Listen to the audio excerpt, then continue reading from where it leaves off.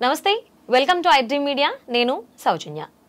Mutual ఫండ్స్లో direct plan investors ఎవరైతే ఉన్నారో వాళ్ళు మోస్ట్ ఆఫ్ ది పర్సంటేజ్ వాళ్ళు లాస్ అవుతున్నారని చెప్పి ఒక ఆర్టికల్ కూడా వచ్చింది. మరి ఎందుకు ఇలా జరుగుతుంది ఏంటి?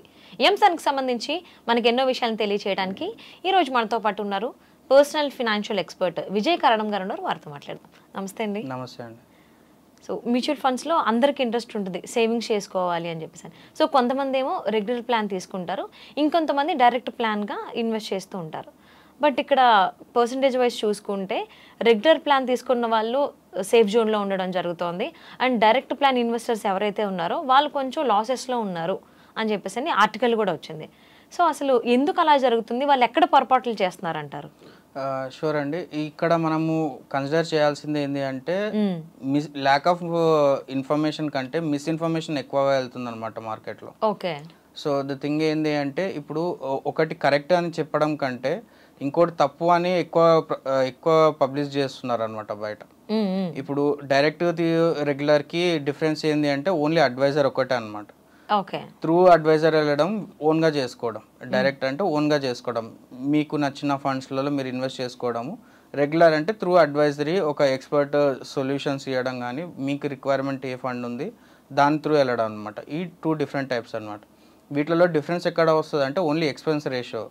ఇప్పుడు డైరెక్ట్లో ఎక్స్పెన్స్ రేషియో కొంచెం తక్కువగా ఉంటుంది, రెగ్యులర్లో ఎక్స్పెన్స్ రేషియో కొంచెం ఎక్కువగా ఉంటుంది. ఆ ఎక్స్పెన్స్ రేషియో ఏదైతే డిఫరెన్స్ ఉందో అదే అడ్వైజర్కి యాజ్ ఎ ఫీజ్గా వెళ్తుంటుంది అనమాట. ఓకే. సో అందరూ ఏం చేస్తున్నారు అంటే ఇప్పుడు కొన్ని వీడియోస్ కూడా ఉన్నాయి. ఎలా ఉన్నాయంటే మీరు రెగ్యులర్లో తీసుకుంటుంటే ఇప్పుడే మీ మ్యూచువల్ ఫండ్ అకౌంట్స్ ఓపెన్ చేసేసి వాటిని అన్నిటినీ రెగ్యులర్ నుంచి డైరెక్ట్గా కన్వర్ట్ చేసేసుకోండి, లేకపోతే ఇన్ని కోట్లలో లాస్ అవుతున్నారు అనేసి కొన్ని వీడియోస్ కూడా ఉన్నాయన్నమాట. ఓకే. సో కానీ మెయిన్ థింగ్ అర్థం చేసుకోవాల్సింది ఏంటి అంటే మీరు అన్ని సంవత్సరాలు ఆ ఫండ్లో ఉండాలి. ఫస్ట్ థింగ్ ఇప్పుడు క్యాలిక్యులేట్ చేసి చెప్తున్నారు అందరూ 10 yearsలో ఇన్ని క్రోర్స్ లాస్, 15 yearsలో ఇన్ని క్రోర్స్ లాస్, మీరు ఇంతే ఇన్వెస్ట్మెంట్ చేసుకుంటూ వెళ్తే ఇన్ని ఇయర్స్ మీరు అసలు ఫస్ట్ థింగ్ ఆ ఫండ్లో ఉండాలి. సెకండ్ థింగ్ ఫండ్ అట్లా పర్ఫామ్ చేయాలి. ఓకే. ఇవన్నీ ఉంటాయి. కాకపోతే ఇవన్నీ కన్సిడర్ చేయకుండా ఓన్లీ డిఫరెన్స్ మాత్రం ఒకటి క్యాలిక్యులేట్ చేస్తున్నారు అందరు. ఎందుకు అని అంటే ఇప్పుడు ఇన్వెస్ట్మెంట్ అనేది ఒక ప్రాసెస్. సెకండ్ థింగ్ వచ్చేసి సైకలాజికల్గా మీరు ఎంత ఇంపాక్ట్ అవుతున్నారు ఇన్వెస్ట్మెంట్ ప్రకారం కూడా మనం కన్సిడర్ చేయాల్సింది. ఓకే. ఎందుకు అంటే ఇప్పుడు ఇన్వెస్ట్మెంట్ చేసేటప్పుడు అందరు చేస్తారు, 6 months 1 year అందరు చేస్తారు. కానీ ఆఫ్టర్ 2 years కానీ ఆఫ్టర్ 3 years కానీ అందరూ సైకలాజికల్గా ఎక్కువ ప్రెషర్ ఫీల్ అయిపోయి తీసేసుకుంటారు అమౌంట్.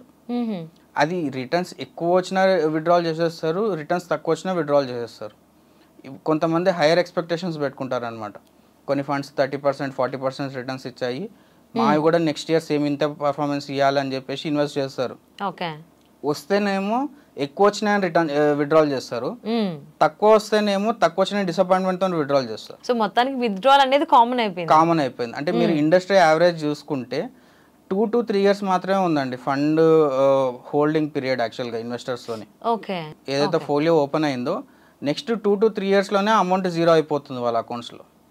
అసలు మెయిన్ కాన్సెప్ట్ మ్యూచువల్ ఫండ్స్లో మనకి యూజ్ చేసేదే కాంపౌండింగ్ ఎఫెక్ట్. కాంపౌండింగ్ ఎఫెక్ట్ అనేది లాంగ్ రన్లో మీకు ఎక్కువ రిటర్న్స్ వచ్చే ఛాన్సెస్ ఉంటాయి.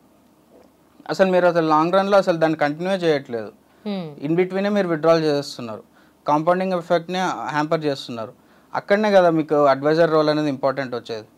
ఇప్పుడు సపోజ్ మీకు ఒక 10 different types ఆఫ్ ఇన్వెస్ట్మెంట్స్ ఉన్నాయి, మీకు మ్యూచువల్ ఫండ్ మాత్రం హైలీ లిక్విడ్, అంటే ఇమీడియట్గా మనం ఫోన్ ట్యాప్స్లోనే మనం అకౌంట్లోకి అమౌంట్ వచ్చేస్తాయి కాబట్టి ఎవరికి ఏ రిక్వైర్మెంట్ ఉన్నా మ్యూచువల్ ఫండ్నే విత్డ్రాల్ చేస్తున్నారు. కానీ అదే ఒక ల్యాండ్ అట్లా విత్డ్రాల్ చేయలేరు, వేరే ఏ అసెట్ అయినా అంత బాండ్స్ కూడా అంత ఈజీగా విత్డ్రాల్ చేయలేరు. సో ఇక్కడ లిక్విడిటీ ఎక్కువ ఉండడం కూడా ఇబ్బంది అవుతుంది ఇన్వెస్టర్స్కి. కానీ దాని లాంగ్ రన్లో ఇప్పుడు అదే ఒక అడ్వైజర్ ఉన్నారనుకోండి, సార్ మీరు 3 years వెయిట్ చేశారు, 3 yearsలో ఇంత రిటర్న్స్ వచ్చాయి, దీన్ని ఇట్లాగనే వదిలిపెట్టేస్తే ఇంకా లాంగ్ రన్ ఇంకా ఎక్కువ రిటర్న్స్ వస్తాయని అతను మీకు ఎక్స్ప్లెయిన్ చేయగలుగుతాడు. మీ ఎమోషనల్గా ఉండే ఇన్స్టింక్ట్స్ ఏవైతే ఉన్నాయో దాన్ని అతను తగ్గగలుగుతాడు అనమాట. లేదు అట్లీస్ట్ ఎమర్జెన్సీ ఉంది, వేరే రిక్వైర్మెంట్ ఏది లేదు అనుకుంటే పార్షియల్ విత్డ్రావల్ కూడా తీసుకోవచ్చు. కానీ చాలా మంది ఏం చేస్తారు, కంప్లీట్గా జీరో చేసేస్తారు. పార్షియల్ విత్డ్రావల్ చేసినా కూడా కొంచెం అమౌంట్ ఉంటుంది కదా, ఆ అమౌంట్ కూడా కాంపౌండింగ్ అవుతుంటుంది. అది ఎవరు కన్సిడర్ చేశారు? అది కూడా లేదు.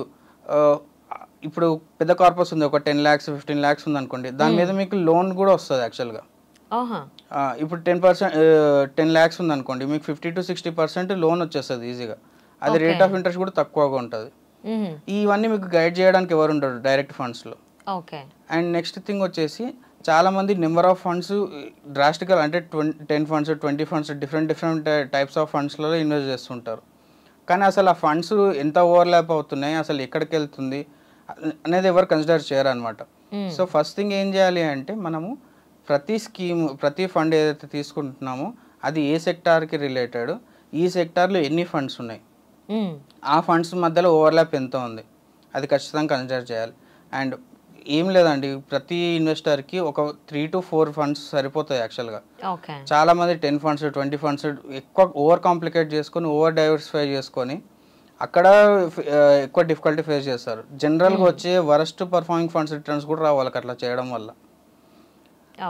వాళ్ళకి ఏం లేదు, ఒక 4 ఫండ్స్ కావాల్సిందే, ఒకటి స్మాల్ క్యాప్, ఒకటి లార్జ్ క్యాప్, ఒకటి మిడ్ క్యాప్, కుదిరితే ఇంకా వేరే ఏదైనా థీమాటిక్ ఫండ్ అంతే.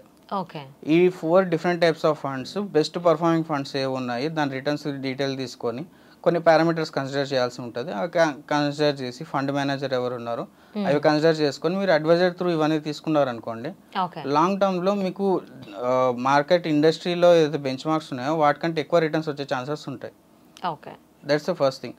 సెకండ్ థింగ్ వచ్చేసి ఎప్పుడైతే మీరు ఓన్గా చేసుకుంటున్నారో మీకు ఎప్పుడు విత్డ్రాల్ చేస్తున్నారో, ఎప్పుడు ఎంటర్ అవుతున్నారు, ఎంత ఎన్ఏవీలో ఎంటర్ అవుతున్నారు, ఎంత ఎన్ఏవీలో ఎగ్జిట్ అవుతున్నారు, దాని ట్యాక్స్ ఇంప్లికేషన్స్ ఏంది, ఎగ్జిట్ లోడ్స్ ఏంది, ఇది ఎవరు కన్సిడర్ చేయరు. ఇప్పుడు కొన్ని యాప్స్ వచ్చేసాయి ఎట్లా అంటే ఇమీడియట్గా ట్యాప్ చేసేసి అది డైరెక్ట్ రెగ్యులర్ నుంచి డైరెక్ట్గా ఇమీడియట్గా వెళ్ళిపోతున్నాయి. కాకపోతే ఇంతవరకు మీరు కార్పస్ బిల్డ్ చేసుకుని ఉంటారు కదా, 10 lakhs 20 lakhs విత్డ్రాల్ చేసుకుని ఉంటారు కదా, అది స్విచ్ కొట్టంగానే అక్కడ సెల్ అయిపోయి ఇక్కడ ఎంటర్ అయిపోతుంది అనమాట, డైరెక్ట్లోకి ఎంటర్ అవుతుంది. సో ఈ ఫినాన్షియల్ ఇయర్లో మీకు అది క్యాపిటల్ గెయిన్స్లో కనిపిస్తుంటుంది. సో ఈ ఫినాన్షియల్ ఇయర్లో మీకు దాని మీద ట్యాక్స్ కూడా పడుతుంది. సో ఈ థింగ్స్ ఎవరు కన్సిడర్ చేయరు అనమాట. అది మీరు ఎప్పుడైతే ఐటీ ఫైల్ చేస్తున్నప్పుడు మీకు తెలుస్తుంది అనమాట. సో ఈ మిస్టేక్స్ చేయొద్దు అనేది నా రిక్వెస్ట్ అనమాట. ఎప్పుడైనా సరే ఓన్గా చేయాలంటే చేసుకోండి, కాకపోతే 10-15 years మీకు ఎక్స్పీరియన్స్ ఉంది, లేకపోతే ఫండ్ గురించి డీటెయిల్గా అనాలిసిస్ చేసి మొత్తం రీసెర్చ్ చేస్తున్నామంటేనే కన్సిడర్ చేయండి, లేకపోతే అడ్వైజర్ హెల్ప్ తీసుకోవడం అనేది సజెస్టబుల్ అనమాట. సో ఎవరైతే ఆల్రెడీ ఈ డైరెక్ట్ ప్లాన్లో ఇన్వెస్ట్ చేసిన వాళ్ళు ఉన్నారో సో వాళ్ళు ఏం చేయొచ్చు అంటారు ఇప్పుడు? డైరెక్ట్ ప్లాన్లో ఉన్న వాళ్ళు ఏం చేయాలి అంటే మ్యూచువల్ ఫండ్ పర్ఫార్మెన్స్ అనేది మనం చేయాల్సి ఉంటుంది అనమాట. మ్యూచువల్ ఫండ్ పోర్ట్ఫోలియో పర్ఫార్మెన్స్ అనేది చెక్ చేస్తారనమాట, ఎక్స్పర్ట్స్ చెక్ చేస్తారు. అది ఎంత పర్సెంటేజ్ రిటర్న్స్ జనరేట్ చేసింది, అసలు ఇండస్ట్రీ యావరేజ్ని బీట్ చేసిందా లేదా, సో ఈ డౌన్ ద లైన్ ఈ ఫండ్స్ కరెక్ట్గా ఉన్నాయా లేదా కూడా మీకు అనాలిసిస్ చేసి చెప్పగలుగుతారు అనమాట. సో వాళ్ళ అడ్వైస్ తీసుకోవడం will be the best solution అనమాట. ఎందుకు అంటే మీరు 9 to 5 జాబ్ చేస్తున్నారు, లేకపోతే మీరు ఏదో బిజినెస్ చేస్తున్నారు. మీ బిజినెస్ కాదండి మ్యూచువల్ ఫండ్స్ చూసుకోవడం. మీ బిజినెస్ ఏంటంటే మీ ఇన్కమ్ పెంచుకోవడం, మీ జాబ్లో మీ ప్రమోషన్ తెచ్చుకోవడం. That should be your first priority.